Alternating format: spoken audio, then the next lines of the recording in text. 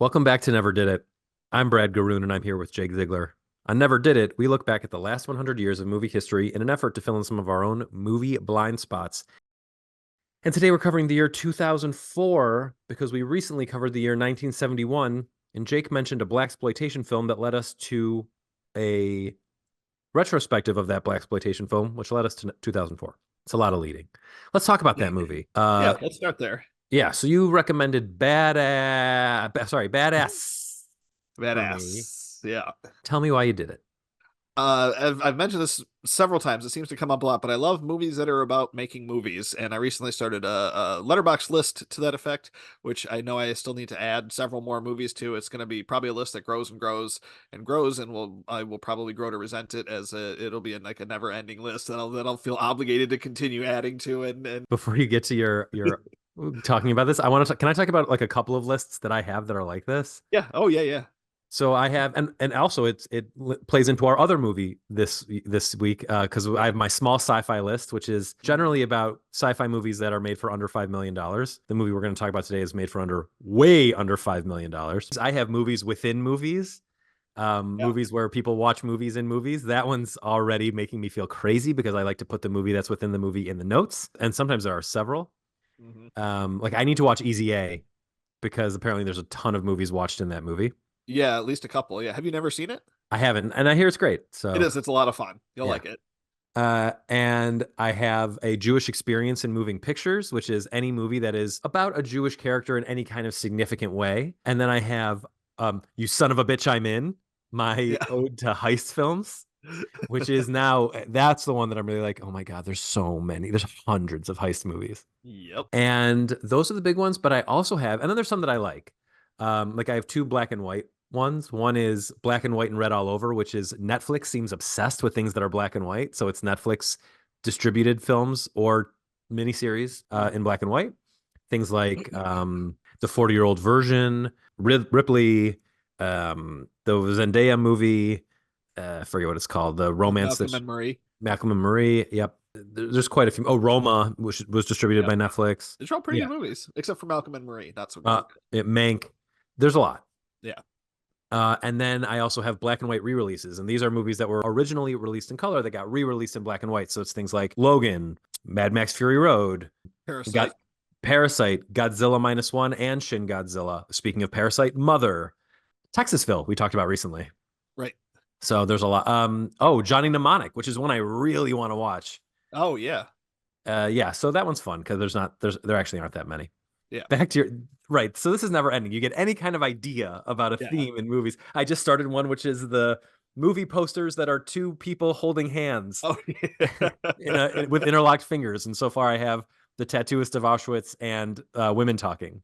But then there's the other holding hands, which I haven't done yet. I think someone else's. It's like Logan and Schindler's List, and there's a few others where the people are Oh holding yeah. hands that way. So yeah, there's a lot. Yeah. Someday I'm gonna wish I hadn't started it, but for now it's kind of a neat thing. And I do like that subgenre of like movies about making movies. I've always liked that. And I remember loving this movie when it came out.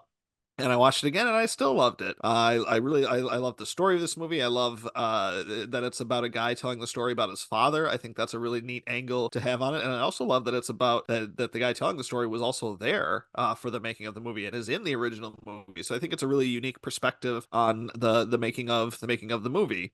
And I thought you would like it more than it turns out that you did based on your letterboxd review, but that's okay. Not offended, but just a little bummed. I thought you'd like it more. So your letterbox review was Brad is so lucky I keep picking out cool movies for him to watch.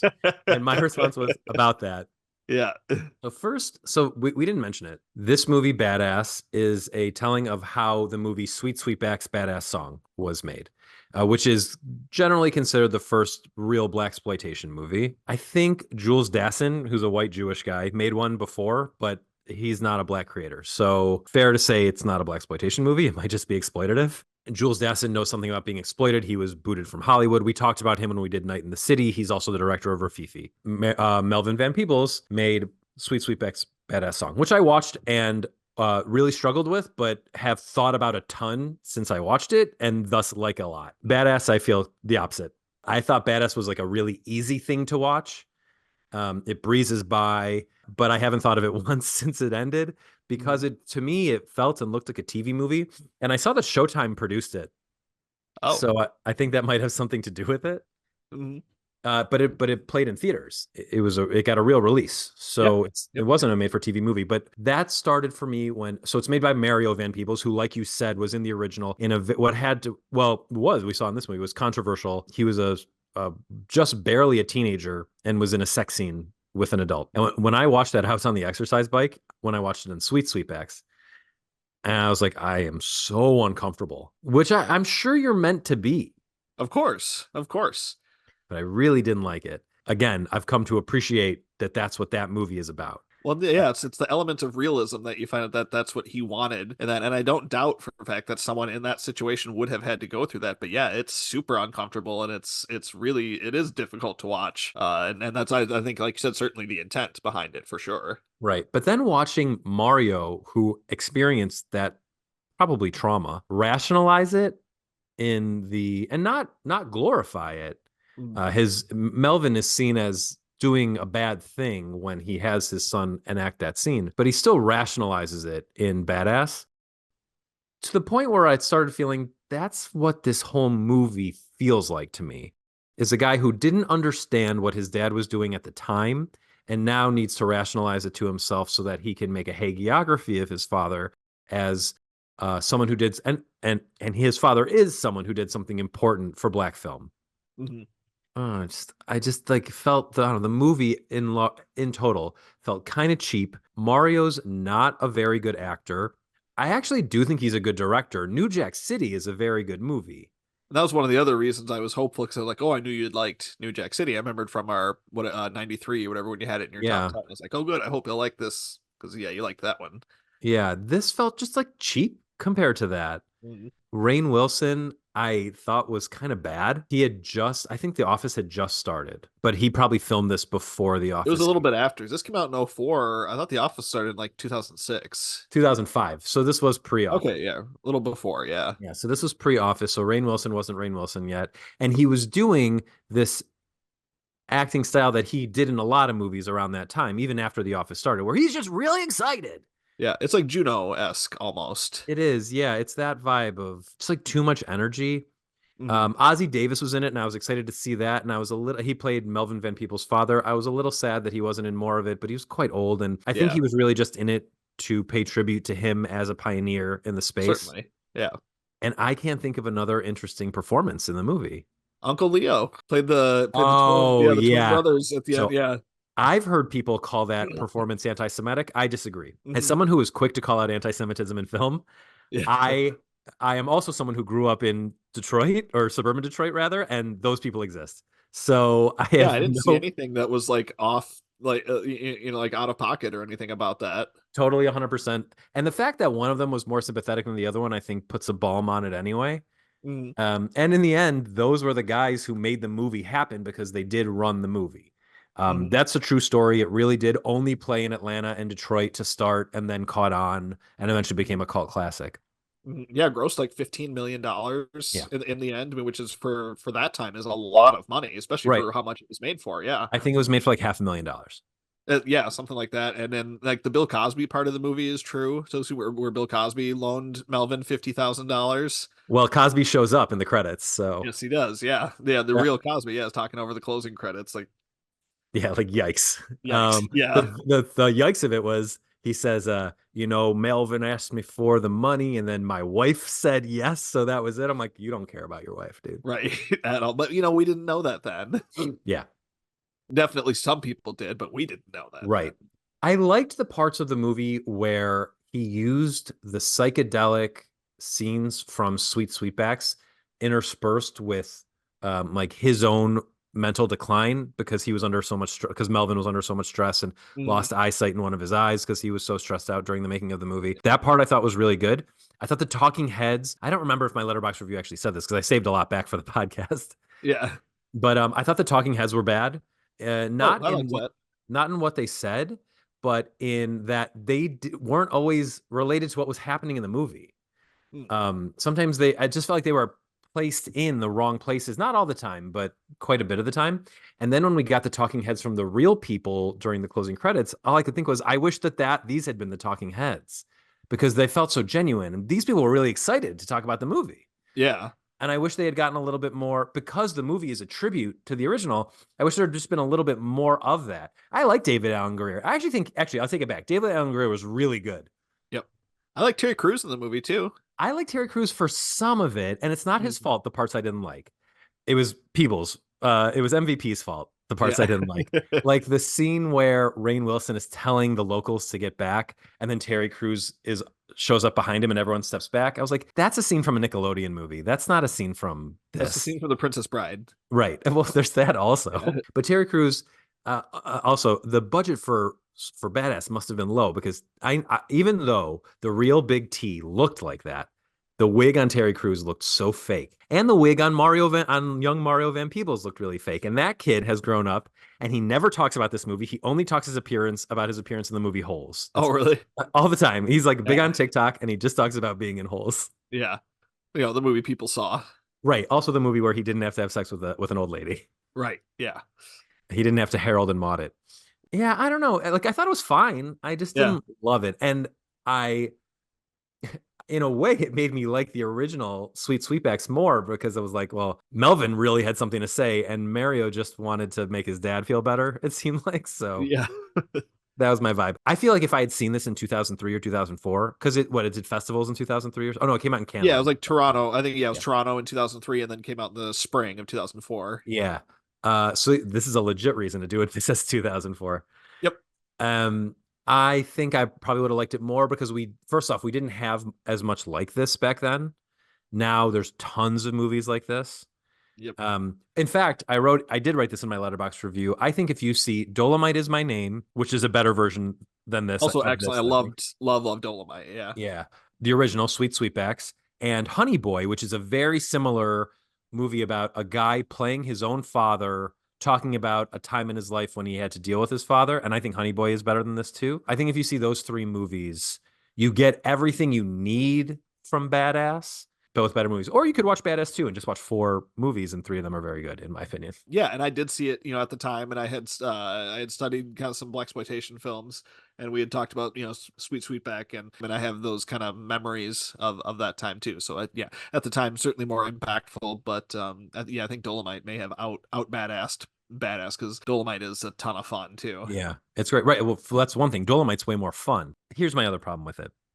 So people, like I said, there are some people who say that the Goldberg twins thing is anti-Semitic. I disagree, and I actually think that the movie plays it really safe with the white actors, like with the white characters. Mm, I have a feeling that the real Melvin Van Peebles ran into way more obstacles than were shown in this movie. I just didn't feel like what he was up against was all that tough. The only time he deals with white people who are obstructive to him are his own manager who wants him to be successful but doesn't think what he's doing will be. And then the time he goes to that producer's house, well, there's two. He goes to Adam West's yeah. house. That I part is love hilarious. hilarious. Adam Yeah. West is amazing. Yeah, I wished Adam West had been in way more. He was so funny. so perfect. I almost want to add another half star just for the Adam West of it all. But then he goes to the other producer's house, and I don't recognize that actor. And it's this like chubby guy who climbs a rope, and he's really proud of it. And then Yeah. Melvin's daughter wants him to climb the rope too, and he does it for her, but that screwed up his career. And I can see where that's getting at. Putting his family first is going to screw him here. So he doesn't after that. But I thought the movie needed more. Like, I guarantee you there were white executives being awful to him during this time. And we just did not get a lot of that in the movie. Mhm. We got a lot of like his money struggle, but not a lot of his societal or structural struggle. Yeah. And I wonder it just kind of felt like the movie chickened out a little bit. Oh yeah, I wonder if that's just what Mario. That's the part that he wanted to tell was just the financial part, or there was the part where the crew got arrested too. Yeah, The but then they struggle. just kind of glossed over the fallout from that. I thought that him getting Big T on his side, right up until Big T Yeah. pushes the crowd back. I thought the whole thing of him getting Big T on his side was interesting, but ultimately, like, here's the other thing. Wait, this is sort of a hanging thread that never amounted to anything. The character, the Hispanic guy character, and I don't know that actor's name. Right. They play up twice that he has a heart condition, and if he doesn't get his meds, he'll have a heart attack. And it Uh-huh. seems like in jail he's not going to get his meds in time and he's going to have a heart attack and then nothing comes of it. Oh yeah, because they get out of jail. Yeah. But he doesn't like say, "Oh, thank you, I got out of jail. I got my heart." Like Yeah. they that just felt to me that's like that's sloppy. It's not a Yeah. plot hole, it's just like a plot you left hanging. Sure. Yeah. Yeah. So I don't Well, know, stuff like that built and built and built and by the end I was like, I think this movie's mid. yeah. I'm glad you like it. I would never say like someone is wrong for liking it because it's so easy to watch. I mean, it's a breeze. It's not boring. It Yeah. never is boring. Just I don't know. I thought it would be better because you said it was so cool. Oops. Yeah, I may have overshot, but well, the other Yeah. obstacle he had too was with the unions too early on, where he couldn't have union actors, and that's why Melvin ended up playing the part himself because they couldn't end up having union actors, and they had to pretend like they were filming a porno, just to get around like certain regulations and things. So yeah, I mean there were some different obstacles that Melvin had to overcome to get that movie made. Right. My issue wasn't that there were no obstacles. My issue is that they weren't racial enough in nature to Yeah, get at like what the original movie was, what the message of it was. And I yeah, thought that could have been more. I will say all of that worked pretty well. And I thought Karima Westbrook is very pretty. So I'm happy she got to be in so much yeah. of that part of the movie. Yeah, I also thought the Nia Long character was really underbaked and almost didn't need to be in the movie at all because the struggle was with the kids and not with her. I assume she was their mother, but it's not actually established at any point. Not that I need them to tell me that, but I didn't care about her, and it didn't seem like he did either. So I wasn't really sure what she was doing there, except for being the voice of the children. But like, I think Right. having the children be the voice of the children would have been much more interesting. Hmm. That's how I felt about it. Right. Let's find out how we felt about Primer. So this is a movie that I recommended for you. I had never seen it. 2004 is interesting. In the old days, when we go back to like the 1920s, it's mostly I haven't seen movies from those years, so I recommend movies I haven't seen. In 2004, it's the opposite problem. We've both seen so many movies that Yeah. I can't find movies that I've seen that you haven't seen. This was the case here, but I'd always wanted to see Primer because it's on my small sci-fi list. It also is a movie that kind of changed the way that Steven Soderbergh makes movies, even though he had nothing to do with the making of Primer. But he saw it and was heavily influenced by it. Started making his own movies on his iPhone after this. Well, a few years later, the iPhone didn't come out for 6 more years after Primer. I did not love Primer, but I like that it exists. Primer is a movie. It was made for $7,000. It is the most micro budget movie you're going to see. That's very easy. Like it's big. And its influence is kind of large. About two guys who, if these guys had any money, they would have hired Owen and Luke Wilson to play these characters. Whole time I'm watching, I'm like, why is this not the Wilson brothers? Right. It would have made for a much better movie. Oh, Shane Carruth and Yeah. Yeah, Shane amazing. Carruth. Yeah, so Shane Carruth is the main guy, and David Sullivan is the Shane Carruth is the Luke Wilson, and David Sullivan is the Owen Wilson, and they Wow. play two dudes who are part of a group of people who are making a machine that they don't seem to actually know what it does in the beginning, and then it becomes a time travel machine. Right. There is so much technobabble in this movie. You wrote in your letterbox review like maybe you're not smart enough, dude. I promise you, none of that was real. Like none of that was actually.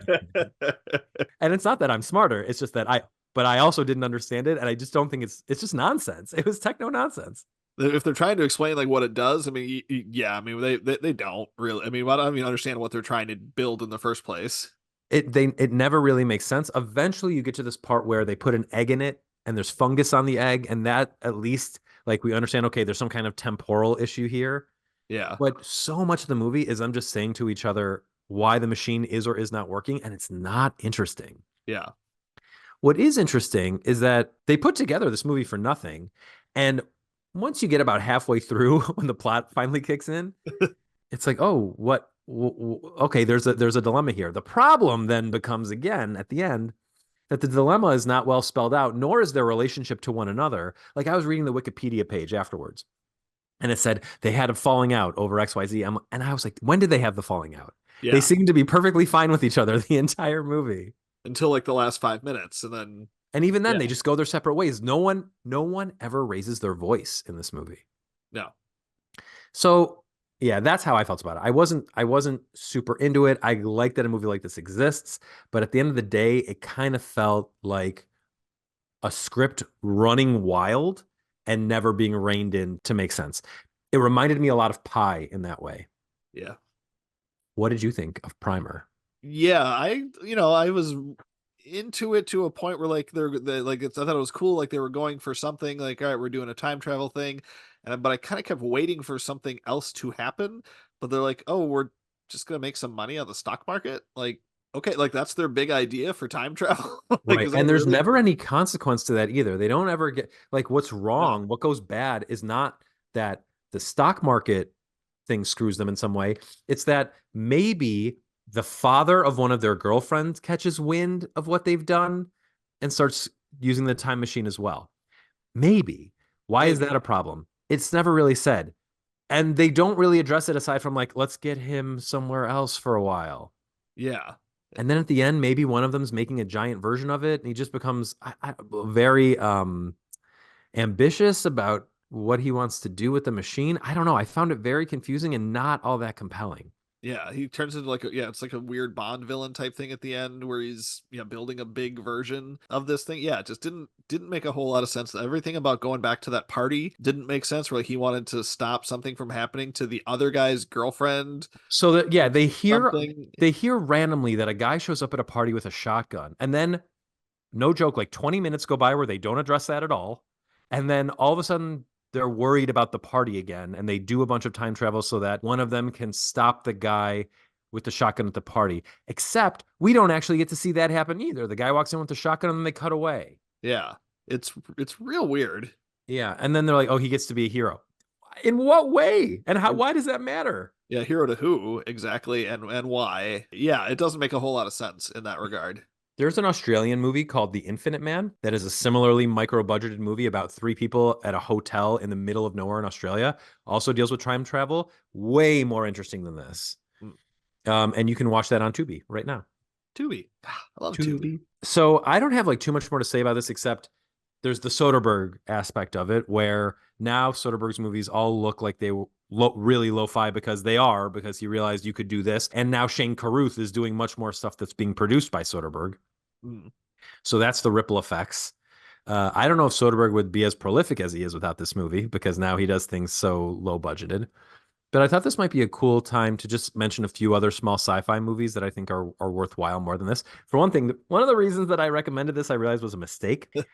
I thought this was the movie The Endless, which actually didn't come out until 2017. It's a Moorhead and Benson movie. So Aaron Moorhead and Justin Benson have made a couple of these like low budge sci-fi horror movies. The Endless, I think, is also a time loop. They've since went on to work on Moon Knight, and they're Oh, sure. doing Yeah. yeah, and they're doing other like bigger budgeted things now. You pointed out to me that they made a movie called Something in the Dirt. I don't know if you I was watched it. going to mention that movie on this podcast. Yeah, I like that movie. Yeah, so that's another one that's on the small sci-fi list. I haven't seen that, but I thought this was a movie by those guys. Yeah. Whoops. I Oops, it's not. Another small sci-fi. If we're talking about Soderbergh, he made a mini series, but it's the length of a movie. The whole thing together is 96 minutes. 96 minutes called Command Z. It's available on his website, I think, for a small fee, but I paid it. It's a cute little comedy starring Michael Cera as a Mark Zuckerberg type and Roy Wood Jr. He's pretty funny in it. That's a good one. It's just like a bunch of people looking at a screen about alternate futures. We mentioned Pi. This movie's Primer is a lot like Pi, and that there's a lot of like math talk that doesn't actually mean anything, and a protagonist who doesn't feel good about the work that he's doing, or maybe feels too good about the work that he's doing. And in the end, it doesn't actually amount to all that much, except that it really accelerated the filmmaker into Hollywood. Yeah. Have you? Oh, After Yang's on here. We talked about that on this podcast. Yep. After Yang is great. I cannot wait for Kogonada's next thing. I think it's Yeah. coming out pretty I soon. think so. Yeah. And then there's another great one. I'm not sure. Did we do 2013 on the pod already? Oh, Oh yeah, Active it was Killing in a World. That was the first episode. first episode. So okay, so I'm glad I gave you In a World, but there's a very cool movie that came out in 2013 and you can watch it on Tubi also. It's called Coherence. And it's about a group of people you know about Coherence? I'm familiar with it. Yeah. Yeah, so it's about a group of people at a dinner party, and then there's a meteor or a comet that's passing over, and it indicates something else happening. And I don't want to spoil any of it because it's another one like this. It was probably made for like $10. They got a bunch of people they knew together in a house, and they actually did something interesting.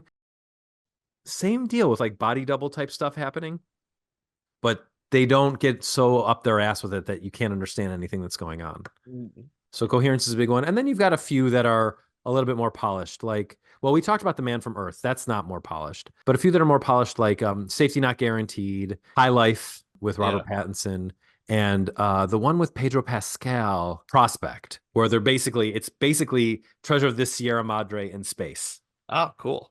It is cool. Yeah, actually, oh man, you need to watch Prospect now that we've Okay. done the Treasure of Sierra Madre episode. Prospect's really cool. Okay, so that's it for me on Primer. You got any more you want to talk about with Primer? No, I mean, I think we covered it. Yeah, it's a neat, kind of a neat experiment type of movie, and it's 78 minutes long, so I think it's worth checking out just to kind of see something that's a little different. But yeah, it doesn't work. I had it Yeah. at 3 stars, and now I'm thinking it's less. It's not three. I gave it less. Yeah, These movies were not Oscar movies, neither. No, nothing. Not even nothing. close. But we do have a top 10 list for We do. 2004 because that is a relatively recent year. And there were some incredible movies that came out this year, which was part of the problem because we've seen them all already. Yeah, yeah, great year. Why don't you go first? Yeah, I'll throw out a couple honorable mentions. There are some iconic films from this year, franchise films and otherwise. We've got there was Spider-Man 2 this year, Harry Potter and the Prisoner of Azkaban was this year, which I think might still be the best Harry Potter movie. Mean That's correct. Girls, Yeah. yeah, Mean Girls and Shaun of the Dead were this year. Both have huge followings.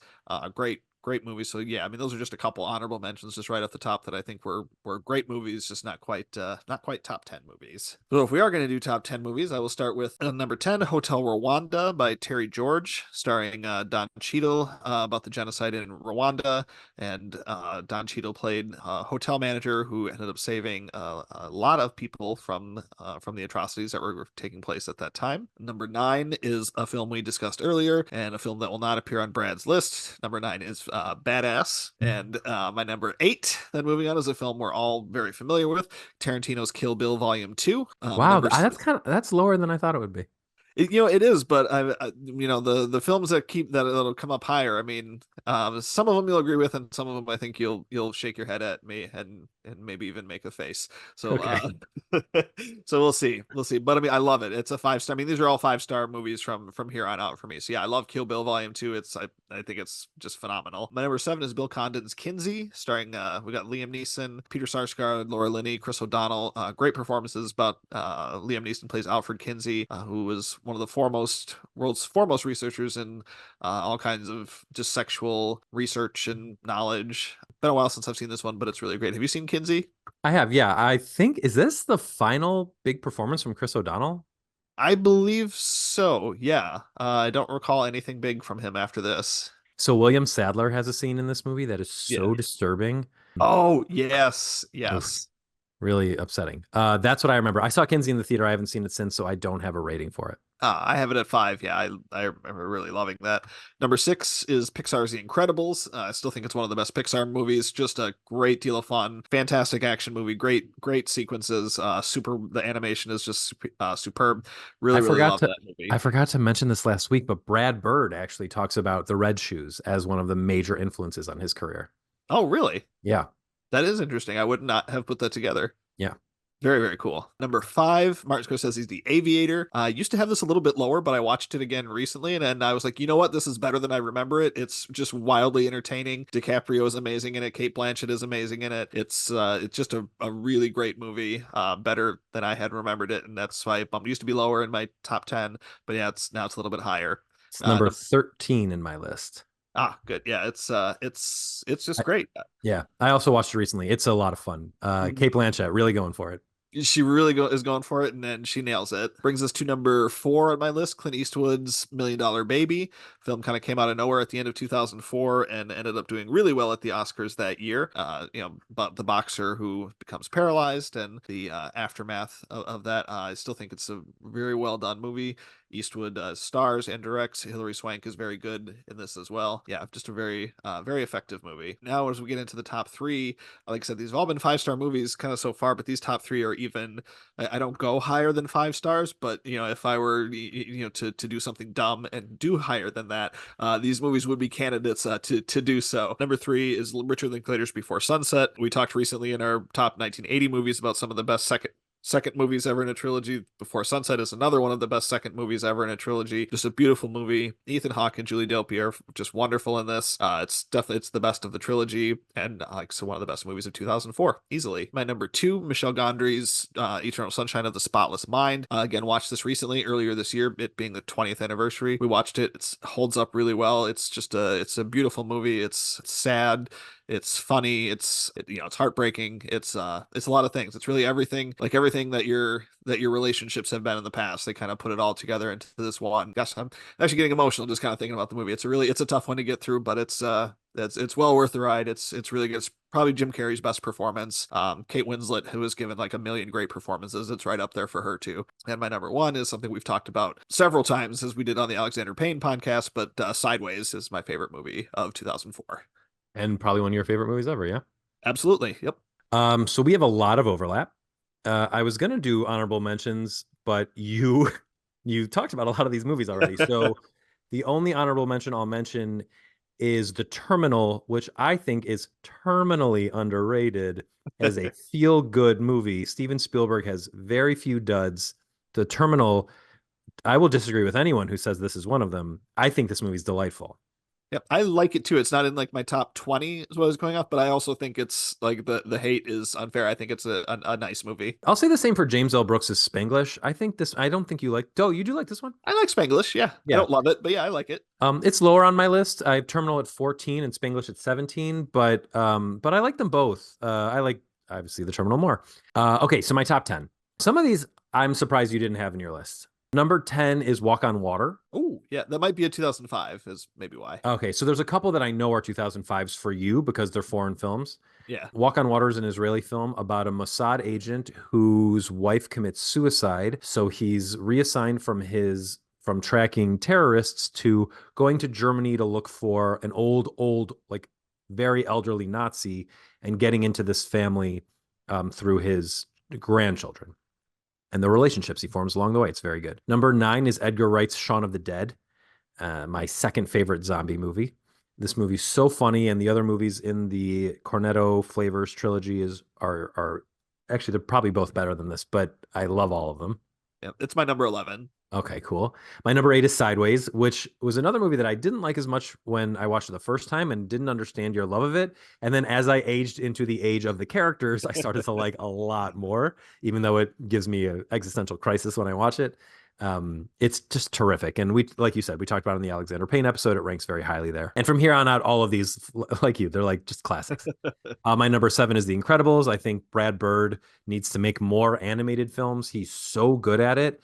And I haven't seen Tomorrowland, but if anything should tell you, like, stick to animation, that's probably it. Incredibles 2 is also whatever. Like, do another original movie. The Iron Giant and The Incredibles are so good. My number 6, I think this is probably a release issue, is Howl's Moving Castle. Yeah.